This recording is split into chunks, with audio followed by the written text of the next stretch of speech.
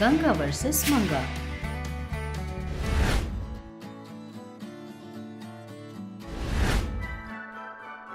एक दिन सूर्यकांतम घर में बैठी हुई टीवी देख रही थी और सब्जियां लेने मार्केट गई हुई चंद्रकांता बाप रे, मार्केट में सब्जियां कैसी हो गई है। बड़बड़ाते हुए घर आती है, जो देखकर सूर्यकांतम क्या हुआ, ऐसे क्यों बड़बड़ा रही हो? सासू माँ, सब्जियां बहुत कीमती हो गई है। पहले तो 100 रुपए में सब्जियां आ जाती थी, पर अब तो 100 रुपए में 2 तरह की सब्जियां भी नहीं मिल रही है। इस बात पर अभी इतना गुस्सा क्यों? अच्छे से अपने आंगन में अपनी सब्जियां अगर हम खुद ही उगा ले तो ठीक है ना। फिर भी बाहर की परिस्थितियों में बाहर खरीदने से अच्छा है कि घर में ही उगाए। पैसे भी कम पड़ेंगे और सेहत भी अच्छी रहेगी। चंद्रकांता शॉक्ड होकर कहती है और मुंह खोलकर देखती ही रह जाती है, जो देखकर सूर्यकांतम मेंढक की तरह इतना बड़ा मुंह क्यों खोला है तुमने? मेरी जैसी बिजनेस वुमन को जो आइडिया नहीं आया वो आइडिया आपको आया ना, इसलिए हैरान होकर देख रही हूँ। लोगों को कैसे बेवकूफ बनाकर उनके कैसे पैसे लूटे, मेरे पास से मेरे मैजिकल सामान कैसे चुराए, इस तरह के आइडियाज ही तो आएंगे। चंद्रकांता नाराज होकर रोने सा मुंह बनाकर कहती है, इतनी सारी बातें कह रही हो, मैं नाराज होकर रोने सा मुंह बना लिया है मैंने? अरे वो समंता हीरोइन नाराज होकर रोने सा मुंह बनाए तो अच्छी लगती है, तुम्हारे जैसे लोग बनाए तो सुअर जैसे लगते हैं। नाराज होना बहुत हुआ, चलो चलकर पौधे लगाने का काम करते हैं। और इस तरह दोनों मिलकर आंगन में पौधे लगा रहे थे। बहुत मेहनत करके लगा रहे होते हैं। काम करते करते चंद्रकांता थक जाती है। तब चंद्रकांता सूर्यकांतम से ऐसा कहती है, ये तो बहुत मुश्किल है। अरे बहुत थक गई हूँ। सासू माँ प्लीज, सासू माँ आपको मैजिक आता है ना, आप अपने पावर से सभी काम खुद ब खुद हो जाए, ऐसा कर दो। अरे इंसानों को थोड़ा काम करना चाहिए, बिना काम किए सब कुछ हासिल करना चाहती हो? मैजिक सिर्फ बहुत जरूरी होने पर ही इस्तेमाल करना चाहिए। तुम्हें जितना भी समझा लो समझ नहीं आता। छी, ये कैसी औरत है, अपने मैजिक से चुटकी में होने वाले काम को मुझसे पूरा दिन करवा रही है। सोचते हुए काम करने लगती है। इस तरह वो लोग पौधे लगाते हैं। तब चंद्रकांता बहुत खुश होती है। थोड़े दिन गुजर जाते हैं और आंगन में पेड़ों में अभी तक सब्जियां नहीं आती, जो देखकर चंद्रकांता सूर्यकांतम से कहती है, सासू माँ क्या है ये? सासू माँ अपने आंगन में लगाए पौधों पर अभी तक सब्जियां नहीं आई। अरे तुम्हें पौधे लगाए 1 हफ्ता भी नहीं हुआ है। किसी भी पौधे पर सब्जी आने के लिए कम से कम 3 महीने लगते हैं। क्या 3 महीने? इसका मतलब मुझे और 3 महीने इंतजार करना पड़ेगा सासू माँ। अरे अपनी जिंदगी में यही चीजें होनी चाहिए, परिश्रम करना और उसके रिजल्ट के लिए सहनशील होकर इंतजार करना। अगर ये दोनों ही नहीं हो तो हमने अपनी जिंदगी में क्या हासिल किया? कहकर वहाँ से चली जाती है, जो सुनकर चंद्रकांता मन में ऐसा सोचती है, क्या और 3 महीने इंतजार करना पड़ेगा? छी। सोचते हुए दुखी हो रही थी। तभी वहाँ पर अवतारम आता है। दुखी बैठी चंद्रकांता को देखकर कहता है, भुचाकी भुचाकी क्या है दीदी, ये क्या बात है, किस लिए इतना दुखी हो रही हो? भुचाकी भुचाकी क्या है दीदी? कहकर पूछता है। उस पर चंद्रकांता पूरी बात अवतारम से बताती है। तब अवतारम, भुचाकी भुचाकी दीदी किस लिए इतनी परेशान हो रही हो? मेरे पास एक दवाई है, 1 लीटर यूज करेंगे तो 3 महीने में आने वाली फसल 1 महीने में ही आ जाएगी। भुचाकी भुचाकी बोलता है, जो सुनकर चंद्रकांता बहुत खुश होती है। तो फिर जाकर वो दवाई जल्दी से ले आओ भाई। अरे दीदी ऐसे कैसे दे दूंगा, बोलो, पैसे दोगी तो ही दूंगा ना। अरे क्या है ये, तुम भी कमर्शियल हो रहे हो क्या? मेरे पास से पैसे लोगे क्या? मतलब दीदी वो फ्री में देना मेरे रूल में नहीं है। भुचाकी भुचाकी जो सुनकर चंद्रकांता मन में ऐसा सोचती है, ऐसे नहीं, किसी भी तरह इमोशनल ब्लैकमेल करके उस दवाई को मंगवाना ही होगा। तो फिर क्या हुआ? तुम क्या अवतारम मेरे भाई, तुम्हें मैं अपने खुद के भाई की तरह सोचती हूँ, पर तुम तो ऐसे नहीं सोचते। ठीक है भाई, देती हूँ। तुमने जितना मांगा उससे ज्यादा देती हूँ, पर अगली बार याद रखना, हमेशा के लिए रहने वाला पैसा नहीं होता भाई, रिश्ते ही हमेशा रहते हैं। कहकर रोने की एक्टिंग करती है, जो सुनकर अवतारम इमोशनल होकर रोते हुए ऐसा कहता है। भुचाकी किस लिए दीदी इतनी छोटी बात पर इतनी बड़ी बातें कह रही हो? तुम्हें बस वो दवाई चाहिए ना? ठीक है, कल सुबह लाकर दे दूंगा। तुम इतना भी क्यों रो रही हो दीदी? मुझे पैसे भी नहीं चाहिए। भुचाकी तुम कितने अच्छे इंसान हो। तुम्हारे जैसा भाई मुझे मिलना मेरी खुशकिस्मती है। कहकर मन में ऐसा कहती है। अच्छा बकरा बन गया। जो भी हो, मेरी एक्टिंग को हर कोई मानता है। अगले दिन अवतारम ने जैसा कहा था वो दवाई लेकर आता है।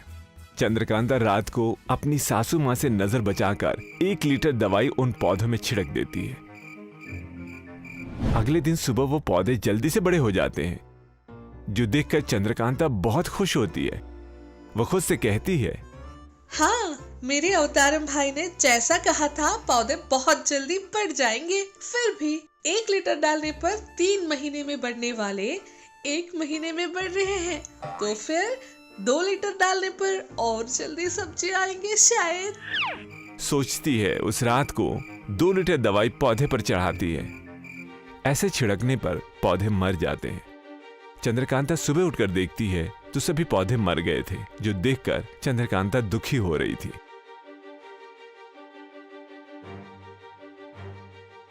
तभी वहां अवतारम आकर चंद्रकांता के किए काम को देखकर कहता है, भुचाकी दीदी, तुम्हें किसने 2 लीटर दवाई छिड़कने के लिए कहा था? तुम्हारे ऐसा छिड़कने पर ही वो सारे पौधे मर गए। तुम्हें वो दवाई नहीं देनी चाहिए थी। भुचाकी कहता ये सभी बातें तभी आंगन में आई सूर्यकांतम सुन लेती है। फिर उनसे गुस्से में ऐसा कहती है, क्या है ये? फिर से तुम दोनों ने मिलकर गड़बड़ कर दिया है ना? डांट रही थी तब चंद्रकांता रोते हुए ऐसा कहती है, मुझे माफ कर दीजिए सासू माँ, जल्दी से सब्जियां पाने के लिए मैंने ऐसा किया, पर पूरी फसल मेरे वजह से खराब हो गई। मुझे बहुत दुख हो रहा है। जब मुझे ही इतना दुख हो रहा है तो कितने दिनों तक मुश्किलों का सामना करके फसल उगाने वाले किसानों को तूफान में फसल के नष्ट होने पर कितना दुख होता होगा सासू माँ। बोलती है। चंद्रकांता की बातें और उसका पश्चाताप देखकर सूर्यकांतम चंद्रकांता को माफ कर देती है। फिर से दोनों मिलकर अपने आंगन में पौधे लगाते हैं। अपना अवतारम भी उनकी मदद करता है। इस बार बिना दवाई डाले फसल उगाकर आराम से खाते हैं।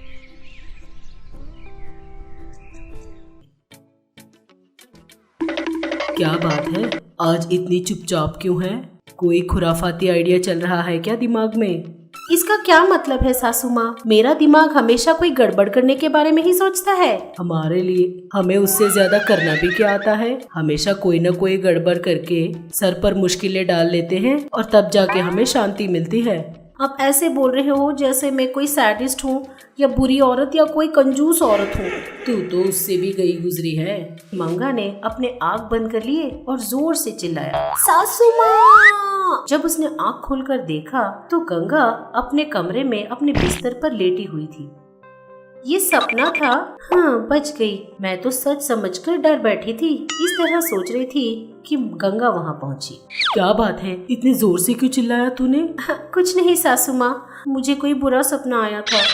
10 बजे तक सोई रहेगी तो तुझे बुरे सपने ही तो आएंगे, बेवकूफ कहेगी। ऐसा बोलते हुए वो वहाँ से चली गई। उसके जाते ही मंगा बोली, हाँ, उस बुरे सपने में आप ही भूतनी थी। फ्रेश होकर वो चाय का गिलास पकड़कर हॉल में आ रही थी। सासू माँ, चाय पियोगी क्या? नहीं, तू मुझे ना मक्खन लगाने की कोशिश मत कर। मैं तेरी बातें सुनकर पिघल जाऊंगी, फिर मैं तुझे कुछ दूंगी और फिर तू उसे मेरे सर पर ले आएगी। चाय पूछना भी क्या गलत बात होगी? आप इस तरह मक्खन लगा के तू बाद में करती है ना कांड, वो गलत है। इस तरह दोनों झगड़ा कर रहे थे।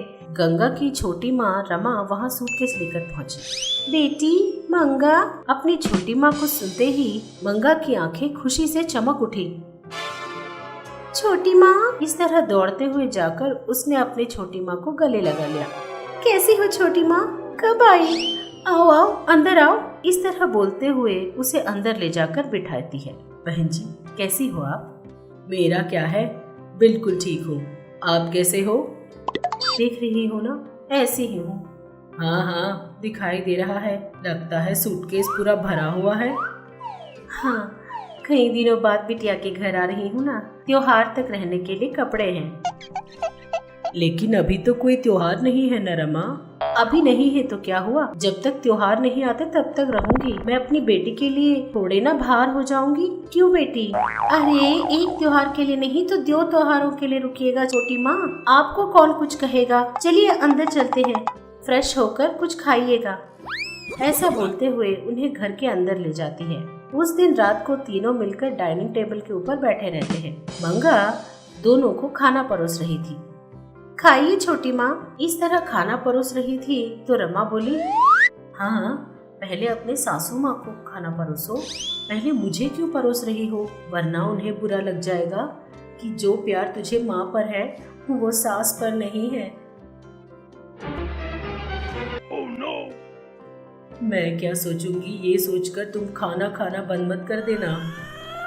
बिना शर्म के, मेरा मतलब है बिना शर्माए खूब खाओ, उसने कहा। मंगा गंगा के पास जाकर खाना परोसने लगी। अरे अरे और कितना परोसेगी, इतना सारा खाना मैं खा सकती हूँ क्या भला? ओह सॉरी सासू माँ। ऐसा बोलकर वो फिर से रमा के पास जाकर खाना परोसने लगी। सब लोगों ने मिलकर खाना खा लिया। रमा और मंगा एक ही कमरे में थे। और बता बेटी, क्या बातें हैं? तेरी सास तुझे कैसे देख रही है? हाँ, क्या बताऊँ छोटी माँ, मैं जो भी करूँ गलत है। हमेशा मुझे कुछ न कुछ ताने बोलती ही रहती है। हाँ देखा था मैंने, थोड़ी देर पहले मुझे भी कुछ बोल रही थी वो। हाँ छोटी माँ, नाम तो गंगा है लेकिन उनका दिमाग हमेशा गलत ही सोचता है। इस तरह मंगा अपनी सास के बारे में बढ़ा चढ़ा कर बोलती है। तू दुखी मत हो बेटा, मैं आ गई हूँ ना, मैं तेरी सास को अच्छा सबक सिखा कर ही जाऊंगी। क्या कहा आपने? बताओ तो क्या करोगी? रमा थोड़ी देर सोचकर बोली। हाँ, थोड़ी देर पहले तेरी सास ने क्या कहा था कि वो बहुत कम ही खाती है ना। तू एक काम कर, मेरे और तेरे सास के बीच में ना एक ईटिंग कंपटीशन लगा और उसमें ये शर्त लगा कि हारने वाला जीतने वाले की हर बात मानेगा। वैसे भी तेरी सास ज्यादा नहीं खा सकती, वो जल्दी ही हार जाएगी और मैं जीत जाऊंगी। और जीतने के बाद मैं बोलूंगी कि आज से तुझे मेरी बेटी को सपोर्ट करना पड़ेगा, ठीक है? ये सुनकर मंगा बहुत खुश हो गई। ठीक है छोटी माँ, कल ही मैं उन्हें इस कंपटीशन के लिए मना लूंगी। ऐसा बोलकर वो तुरंत कुछ सोच में पड़ गई। ये देखकर रमा बोली, अरे चुप क्यों हो गई, क्या हुआ? दरअसल वो इस तरह कभी शर्तें नहीं लगाती, उन्हें इस शर्त के लिए कैसे मनाऊं? एक बात बता, तेरी सासू माँ का फेवरेट खाना क्या है? उन्हें बिरयानी बहुत पसंद है। तो फिर तू कल सुबह बिरयानी ही बनाना, बाकी सब मैं संभाल लूंगी। मंगा भी हाँ बोलती है। अगले दिन मंगा 15 लोगों के लिए बिरयानी बनाकर डाइनिंग टेबल पर रख देती है और रमा भोली बनने का नाटक करते हुए बोलती है, ये क्या बेटी, इतना सारा बना दिया? बिरयानी खाने का कोई कंपटीशन रखा है क्या? ये बात सुनकर गंगा मुस्कुराते हुए बोली, अरे बस भी कीजिए बहन जी, मेरे और आपके बीच में फूड का कंपटीशन कैसा? देखा तूने, तेरी सास मुझसे कंपटीशन बोलते ही डर गई और मुझ पर जीतना का तो छोड़ ही दो। अरे कंपटीशन में भाग लेंगे तब ना पता चलेगा। अरे मंगा, मैं तेरी छोटी माँ जितना खाना कैसे खा सकती हूँ? चलिए हम एक शर्त लगाते हैं, हारने वाला जीतने वाले की हर बात मानेगा। ठीक है, वैसे भी मैं हार जाऊंगी, इसलिए जरा देख कर बोलिएगा। ऐसा बोलकर दोनों ने कंपटीशन शुरू कर दी। दोनों ने अपने सामने बड़े बड़े प्लेट रखकर उसमें बिरयानी परोसकर टाइमर लगाकर खाना शुरू करते हैं। रमा बहुत जल्दी जल्दी खाए जा रही थी, लेकिन जब तक उसका आधा खाना खत्म होता था, गंगा ने सारी बिरयानी खत्म कर ली और बैठ गई। अरे ज्यादा नहीं खा सकती बोलते हुए 5 मिनट में अपना सारा बिरयानी खा लिया। मैं ऐसी ही हूँ, मैदान में उतरने से पहले तक ही मैं लोगों की किचकिच सुनती हूँ। एक बार जो मैदान में उतर गई तो मुझे कोई नहीं रोक सकता। ये बात सुनकर दोनों दंग रह गए। उस शर्त के अनुसार जो मैं कहूँ तुम्हें करना पड़ेगा ना, तो जब तक तुम इस घर में हो घर के सारे कामकाज तुम्हें ही करने होंगे, समझ गई? कपड़े धोना, घर साफ करना, इस तरह के सारे काम करने होंगे। ये बात सुनते ही रमा दंग रह गई। वो ये सारे काम कर नहीं पाई और शाम तक अपना बोरिया बिस्तरा समेटकर वहाँ से भाग गई। ये देखकर गंगा हंसते हुए बोली